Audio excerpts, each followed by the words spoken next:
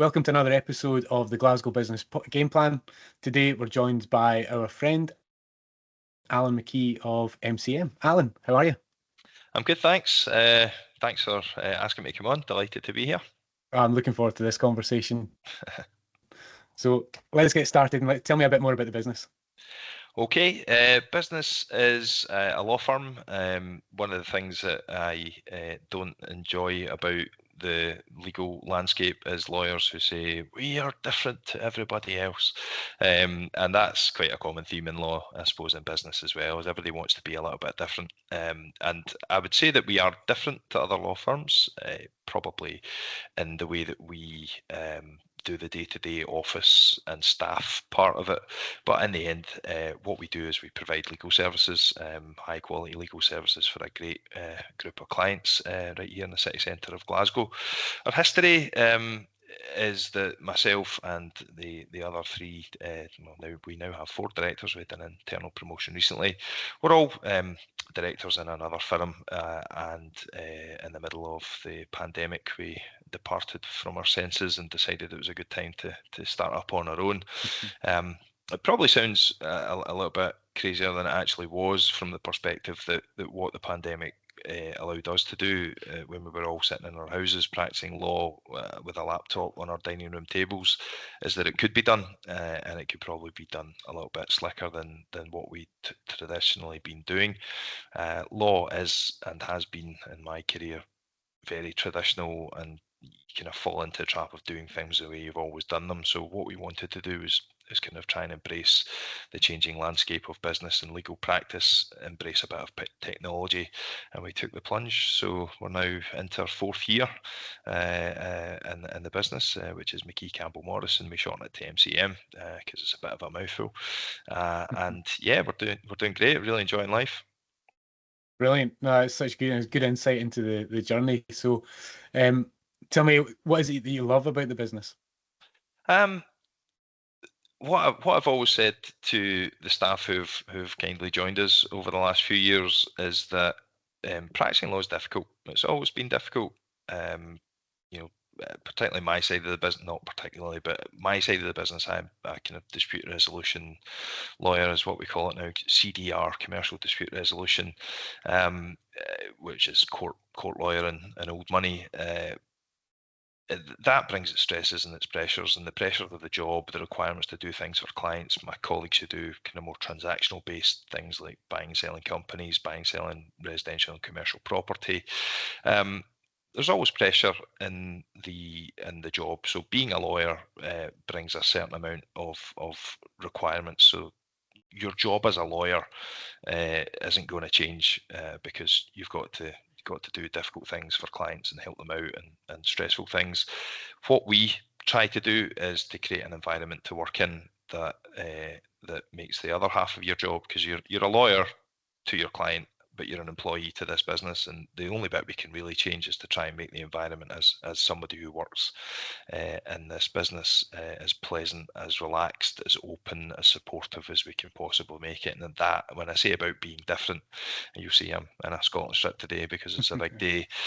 You've been in our office. We have it kind of open plan. I come from, I'm in law 20 years now, and there's set ways of doing things and maybe a bit of pomp and ceremony, which we all felt didn't really require to be there. So we've tried to change that, and what we've found is that the staff, they may tell you something different, but they quite enjoy the office experience. As I say, the stresses of being a lawyer will always be there. That's the gig, but we try and make it as relaxed, enjoyable, and supportive an environment as we can possibly create in that landscape. Yeah, brilliant. And you're right, that's really obvious when I visit. It's there is no pomp and ceremony when you come into the office, but it's a great place to be, and you can see the atmosphere that you're building. You mentioned, obviously, you got started in the middle of the pandemic, which was a difficult time for a lot of people. But from a business aspect, what do you think has been the hardest thing you've come through, say, from setting up on your own to where you are now? I think it was our first. Whilst we were all directors in another law firm, and that in itself, we'd managed teams, etc. This was the first time any of us had really started a business and had kind of full control of what we were doing. And I think probably the most difficult thing was, and particularly with the pandemic, because the way that you were doing things was changing. And again, I'll refer to my own practice area. The Scottish Court Service it has been around. That's the guys who run the courts.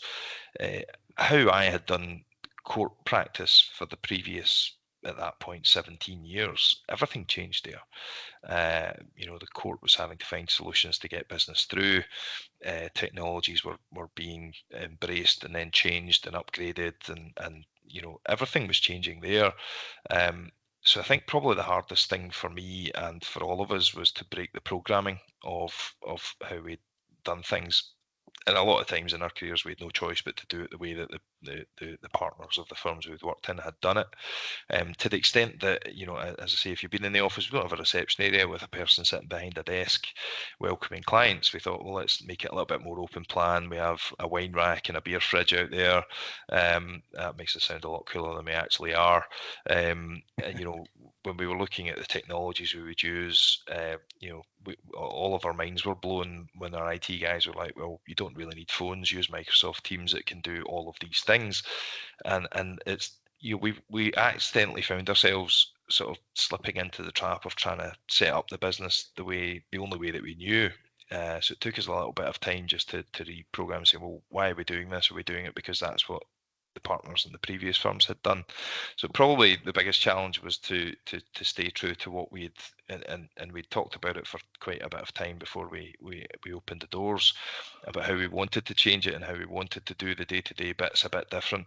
But we found ourselves slipping back into, oh, well, we need to have this and we need to have that, and then it took a little bit of time to say, well, actually we don't actually have to do that, we can do it this way. And yes, that was probably the biggest challenge. And of course the biggest fear, I suppose, is that even though you kind of plan it and you stress test it, there's always a fear that nobody follows you and you're sitting around four really smart people with great technology and no clients. But thankfully that didn't happen. No, brilliant. And I think you addressed that challenge with some really good questions that you've asked yourself, just in terms of why does it have to be done in that way, and looking for a different solution, which is really good. And I'm pretty sure that helped you to overcome that. But you mentioned as well that sometimes you did slip back into how things should be done. So as a group of directors, how did you overcome that together? The good thing about having a group is that each one has a different skill set and a different personality. So what would often happen is that, and again, you can plan it as much as you like, but once you start, you think, oh, actually, we haven't considered how we deal with this aspect or that. And it could be something simple as, getting rid of the confidential waste to anti-money laundering procedures. How do we set them up? And again, you automatically go back to what you've done before. Now, whilst we all worked in the same place together, not for necessarily very long, a few years, of course, but what we were finding is that we all had different experiences from the firms we had worked in over our careers. So what's good about having a group, and it's the group mentality, I suppose, that overcame that, is that I would think, right, we need to do this is how we should do it. And what was helpful there is if it was just me on my own, I would have cracked on and done what I thought was right. And what was useful was having other people with other experiences to say, no, actually, we did it this way.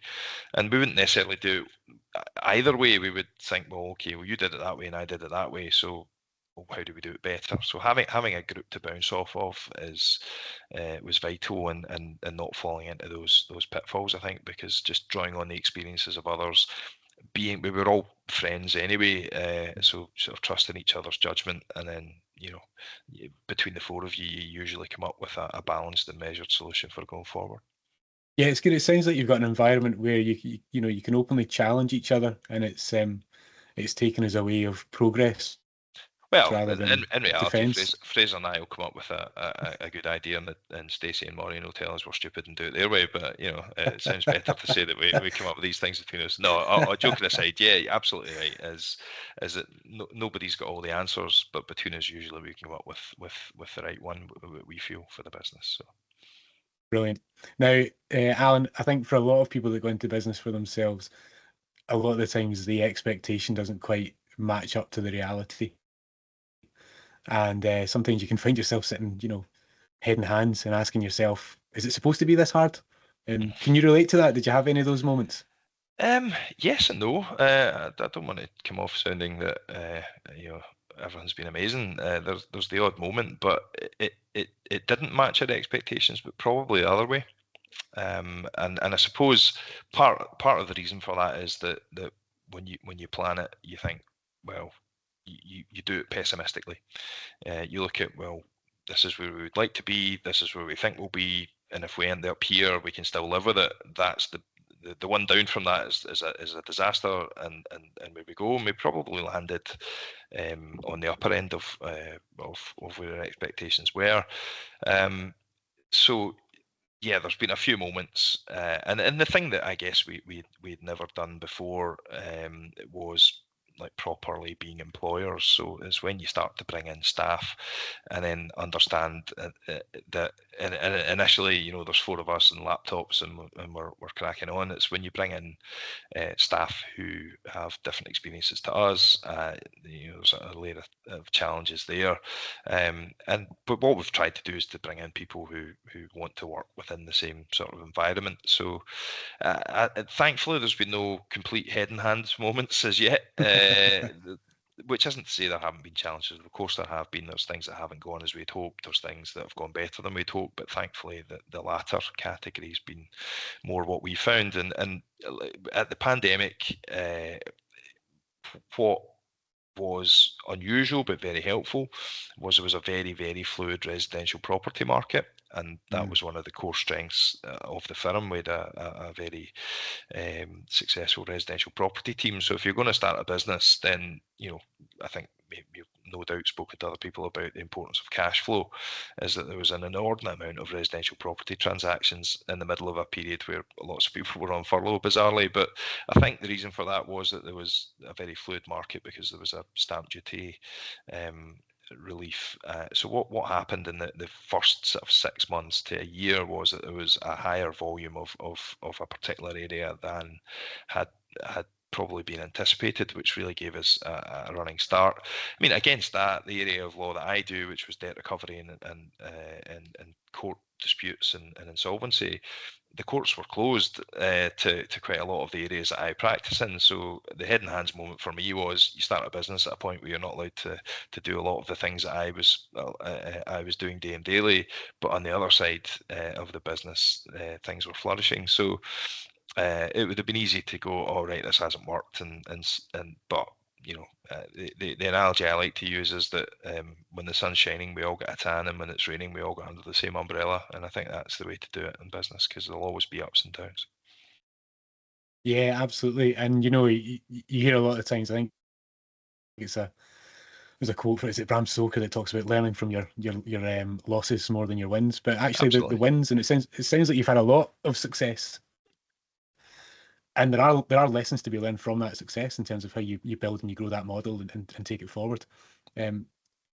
What do you think has been one of the biggest successes? Obviously, you mentioned there about going from 4 very accomplished people to then having to be responsible for many more than just 4 mortgages under your roof. Yeah, I think the difficulty with successes is that sometimes with success can come complacency, and what not to do, or what we've learned not to do, is that when the going's good in one area, is to run 100 miles beyond where you are and think it will be that way forever. So it's knowing when to put your foot on the accelerator and when to put your foot on the brakes. And if you look across, so what a lot of people have said in our short time in business has been, it looks like rapid growth, and it probably was initially, and the reason for that was that we all had a network, and we all had a business that each of us had a practice that we hoped would follow us, and that practice that we had built up sort of collectively over our sort of I'm the oldest at 20 years in business or in the profession, is that what I had built was more than me. So if I had gone out on my own, if it had gone the way I'd hoped and each one was the same, then we would probably need to hire pretty quickly. And therefore the rapid growth is probably just us staffing to the point that we would need to staff in had we achieved what we'd hoped.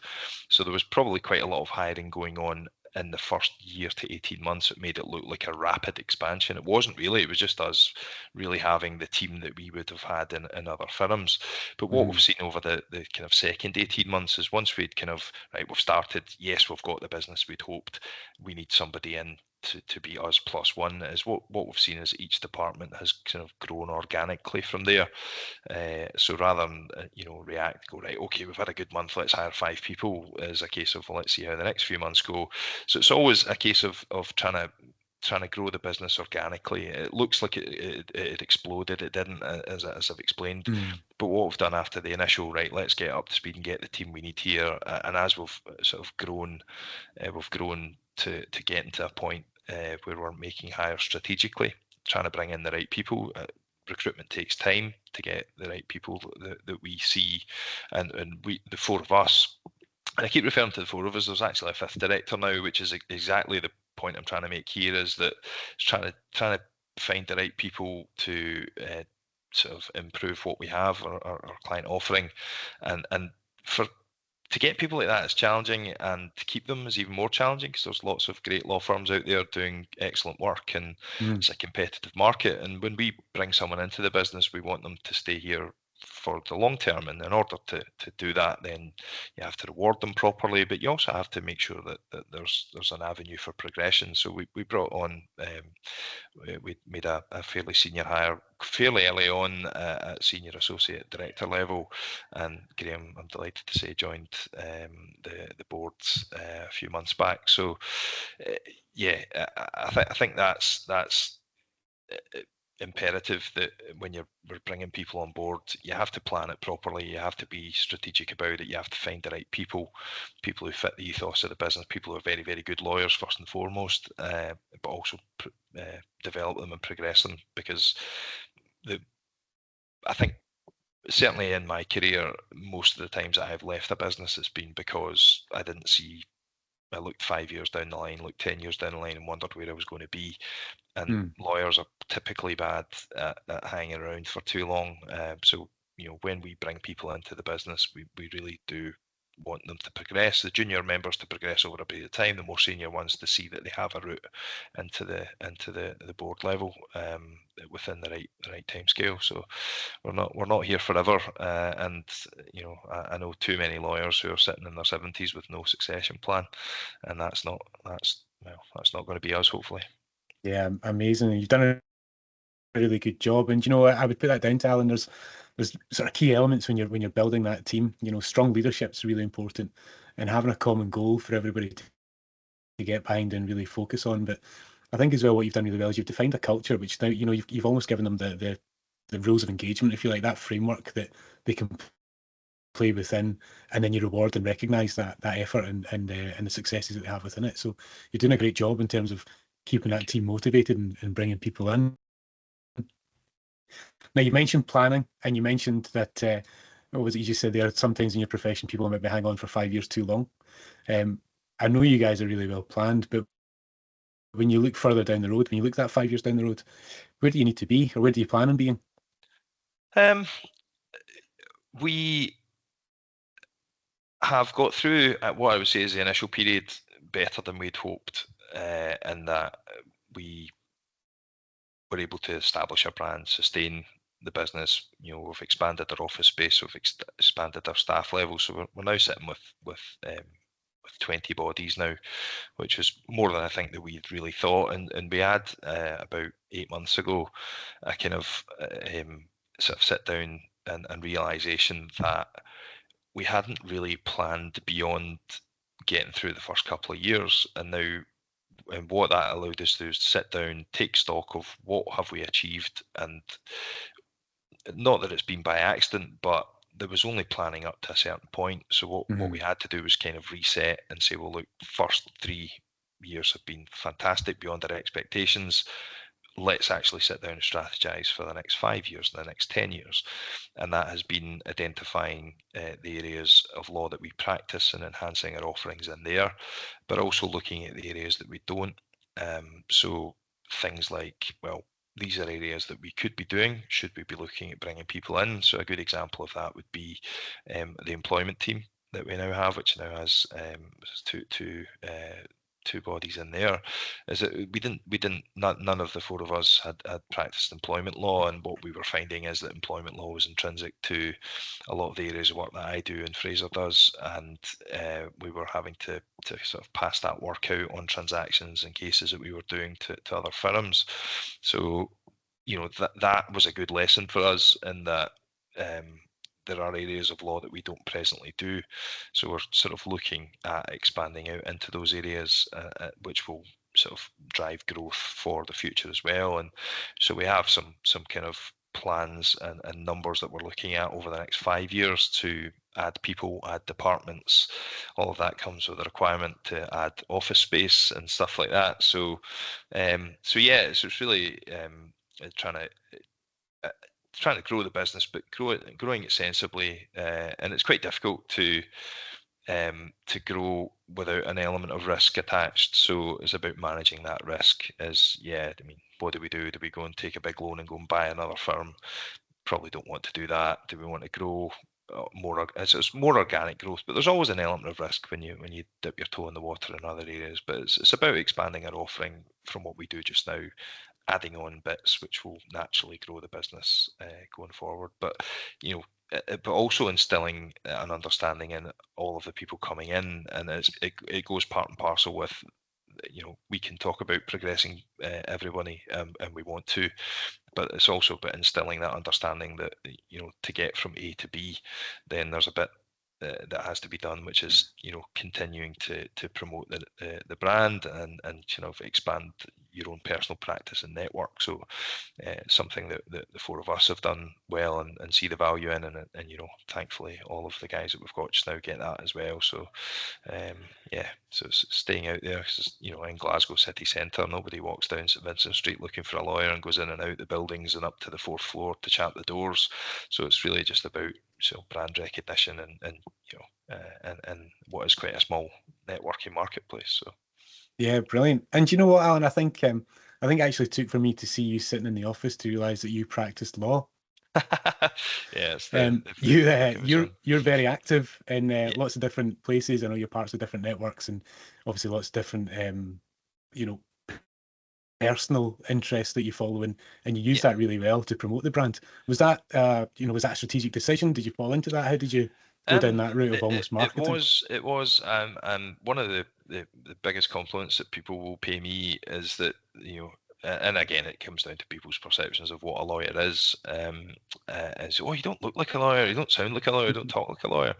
And I was like, well, I don't know. I've went to university, same as everyone else, been practicing for 20 years. But I think that what I thought for quite a while was that, and what I learned when I started doing a bit of business development as my career progressed, was that people tend to deal with people. People remember the person rather than what they are. And I'll never profess to be the best lawyer in Scotland, Glasgow, anywhere. Definitely not even the best lawyer in this office.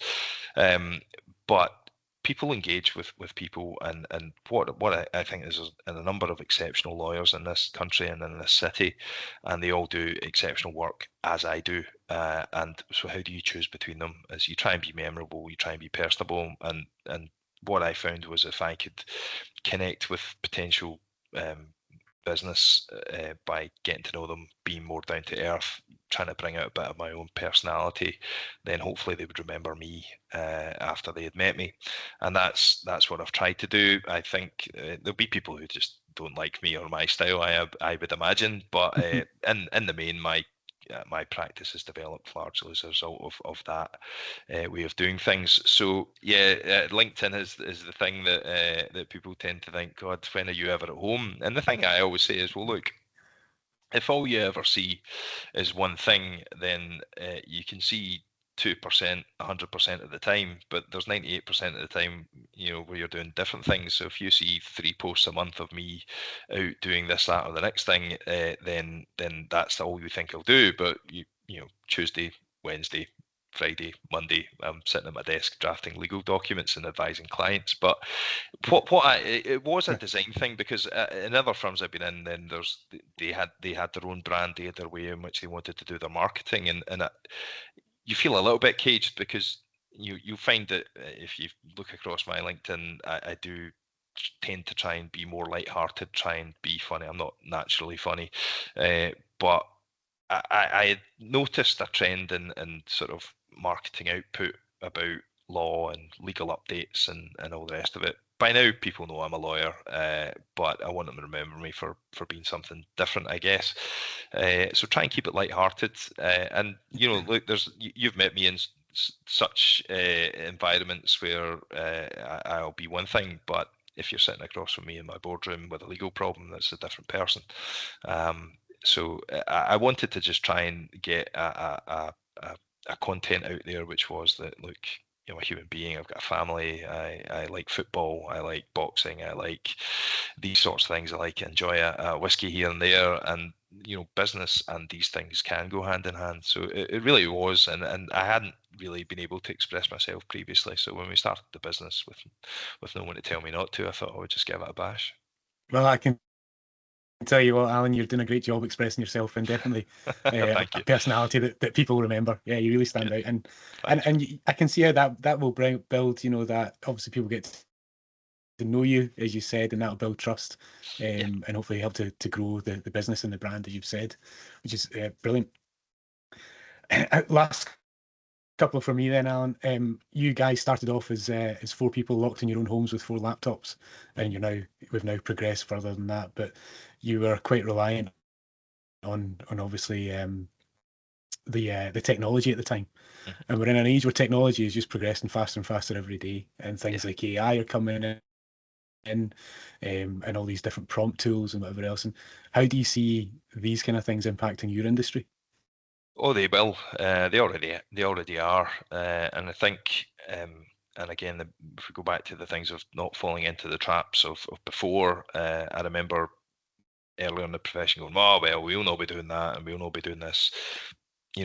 Technology expands rapidly, and if and I'll get this quote wrong, but and I can't remember who said it, but it was something like, technology is moving at its fastest pace that it has today in the last 5 years or whatever it was, and it's also the slowest it will be in the next 10. So you can stick your head in the sand and say that AI isn't going to impact the law, but it is. Now, and the other thing that I think that people say wrong about law firms sometimes, and I've heard this from, there was maybe 5-10 years ago, there was a lot of discussion about, well, in 20 years there'll only be 6 law firms, and I just don't believe that. I think that every area of law and every practice and every client has different needs, and I think that what you have to do is adapt to the client needs. A quote of mine is always to staff and colleagues is, well, look, or particularly staff, is, look, you're employed by McKee, Campbell, Morrison Solicitors, but you work for your clients. So we're generally driven by client trends. Is, well, what did he want to do? So what we've learned is that people don't love driving into Glasgow city centre, parking at £6 an hour, and sitting in my boardroom to have a conversation with me that we can do via Teams or Zoom or something like that. So AI will develop dependent on the client base. So I would imagine that larger corporations may look for an AI solution from their solicitors quicker than smaller firms who deal in different areas. Where I see AI going is that, and look, AI and looking for answers from not sitting across the table from somebody or on a Zoom call is is the next sort of evolution of, and I got this sort of into my career, which was, I would imagine, 30 years ago, 40 years ago, if you had a legal question, you had no option but to ask a lawyer. In my early parts of my career, and sorry, when you would go to see your lawyer, you would ask the question and you would get the answer. Whereas in my generation, with the onset of the internet, was people would come in, yes, with a legal problem, but already with an understanding of what they thought the answer was, because they'd already looked it up online. So what people will often do is they will contact a lawyer with a couple of initial questions to then ascertain whether or not they need further legal advice. And at the moment, we will answer those questions, often on a kind of pro bono basis, with a view to then taking it forward into a transaction or a case. Where I think AI will be harnessed will be that firms will have AI tech available, probably behind a fairly low value paywall, in which basic general questions can be asked and answered by AI. And then, quite often the question leads to another question, then you actually need someone to do something. But I think AI will be harnessed by that. And if you think about larger firms who act for larger corporations, who may have an engagement where they get X amount of legal advice for a retainer, then AI may be able to answer a number of the kind of initial queries, which will take away a lot of time, and it will obviously make it more efficient. So yeah, we would be silly not to be thinking about AI. What our solutions are, we're backed by a fantastic IT support company who have helped us embrace it. I mean, we wanted to embrace technology, we just hadn't a clue what it would be, whereas they provided solutions for all of these things. So yeah, we're talking about it, we're thinking about it. I don't necessarily think our client base are desperate for that to happen tomorrow, but yeah, it's something that I think if lawyers aren't thinking about AI as being something that's going to change the face of the profession, then they should. Brilliant. I suppose I've got one more bit of insight that I'm looking for from you then, Alan, which is, apart from obviously the big event that we're all prepared for today, there's another event which is coming up in about a month's time, which will have an impact on sort of the economic outlook of the country. And absolutely, what are some of the challenges that you see potentially coming from that, and how are you preparing for them? Yeah, I mean, political change will impact your clients and their own business. Tax changes, legislative changes. I did a talk, gosh, it was a number of years ago now, but it's people start to panic a little bit about change and legislative change and governmental change, and my takeaway from that was for people is that you're actually a lot more adaptable and resilient than you think. And I think the stat I had at that point is that there was 174 legislative changes that year, and how many people knew that there was even one. So we are pretty adaptable, and human beings are better than they think at that. But yeah, it's a big one on this occasion. So I think, I'm in no way predicting the outcome of the general election. But if there is a change from Conservative to Labour, then the likelihood is that there'll be significant tax changes. What we have to think about, and what our clients have to think about, is how that impacts their business. Now, thankfully, people generally have financial advisors and tax advisors who do that. But what happens is that the general election brings about a change in tax treatments on things. People go to their tax advisors, and then they need to restructure their business, which is where we're able to help them. There'll be, there's quite a lot. It seems that at the moment, even here in Scotland, there's legislative change quite a lot about. The Scottish National Party seem very keen to ban everything that they don't like. That doesn't necessarily impact sort of business just as much, but there will be change coming. But that's a good thing sometimes, because a lot of business owners sometimes just sort of trundle along doing as they've always done, and this forces people to think about things differently, and forces them to take advice, which is good for us. And hopefully we can take our own advice as well. Yeah, brilliant. Alan, thanks so much. I really enjoyed this today, Pleasure. and having the conversation with you. From the journey that you've been on, what's some of the key lessons that you've taken from it yourself? The key takeaways, I would say there's maybe two. I mean, speaking personally, having good trusted colleagues to do it with was vital for me, and I absolutely take my hat off to people who do it on their own, because I think that the head and hands moments that have been minimised because of the people around you and having people. And now, if you can't do that with other people and go into business, my key takeaway would be is if you're doing it on your own, make sure that you're surrounded by advisors who you do trust. The key takeaway from me, and where I think that we were able to progress the way that we have, is planning. We had discussed it. We were maybe 9 months leading to starting, and we were able to think about what we were wanting, the back and forth over the kind of initial business plans and targets that we'd set for ourselves. What we were going to call the business, what we were going to, the amount of messages back and forth between us about what our branding would look like was eye-watering. But I think if you have, and I appreciate that some people will maybe an event will happen which will force people down that journey, and they may not have the luxury of doing that. But if you have, and my takeaway and advice to anybody who's thinking about it, and quite often people will think about it for a lot longer than they should, is once you've made that decision in your head, if you have the time to do so, spend a number of months thinking about it, reevaluating it after the initial thoughts, because what we thought at the beginning, it bears no resemblance to what we ended up with. Get yourself good advisors, good accountants, good lawyers, shop around with the banks, branding, business coaches, people who've been there and done it. People are able to give you a steer, because if sometimes you lose yourself in the dream, and you need people just to keep you, to make sure that the reality becomes your dream, I think, and your dream's not going to happen overnight.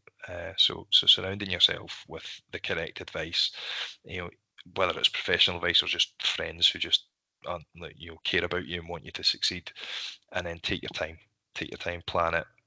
Make sure that you've got your budgets, make sure you stick to them, is another one. There's a lot of value in taking your time just to make sure you execute it the way that you always hoped. Oh, excellent, Alan. Thanks for that insight. And it's what is it they say? A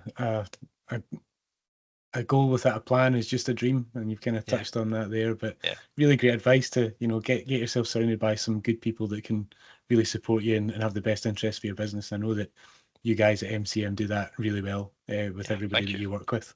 Thanks again for your time today, Alan. Pleasure. Just before you run away, how can people find out more about you other than your socials? We all have our LinkedIns, and mine is freely available if you want to come and watch everywhere I go and spend my short amount of free time. But we're online, mcmsolicitors.co.uk.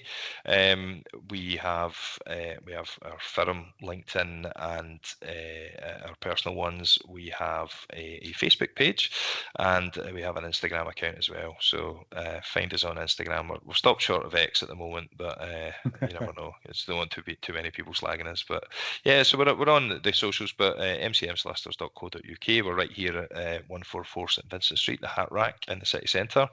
Anybody who wants to come and have a chat with us, feel free, come and have a coffee, a game of darts, and over the next few months the Euros will be on the big screens in the office. But we're an open door. If people want to come and have a chat with us, we're very accessible and very happy to meet new people and talk about stuff. Alan, thanks so much for your time today. Enjoy the game tonight. I'm slightly very excited about it, but slightly nervous. I might be less so by 8:20, but we shall see. Brilliant. Great to speak to you. Thanks, All Alan. the best. You too. Thanks a lot. Bye now.